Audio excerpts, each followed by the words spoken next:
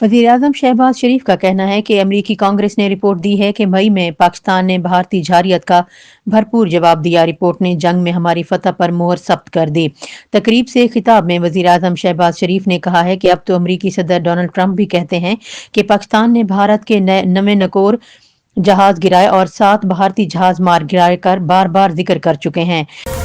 Islamabad high court के 4 जजेस ने 27वीं तरमीम सुप्रीम कोर्ट में चैलेंज कर दी। ताहम दरखास्त पर एतराज आयद भी कर दिया गया है। तफसीलात के मुताबिक इस्लामाबाद हाई कोर्ट के 4 जजेस ने 27वीं आईनी तरमीम के खिलाफ सुप्रीम कोर्ट में दरखास्त दी है। दरखास्त दायर करने वालों में justice Mohsin Akhtar Kiyani, justice Babar Sattar, justice Samad Rifat और जस्टिस इजाज इसहाक शामिल हैं। दुबई एयर शो में दोस्त मलिक के साथ JF-17 थंडर की खरीदारी से मुतालिक मफाहमती याददाश्त पर दस्तखत कर लिए गए।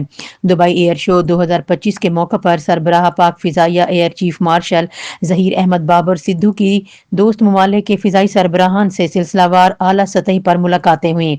सरबराह पाक फिजाइया ने मुत्तहिदा अरब अमारात के अंदर सेक्रेटरी बराए दिफा lieutenant general pilot Ibrahim Nasir और commander UAE air force and air defence major general Rashid Mohammed Al Shamsi से भी मुलाकात की।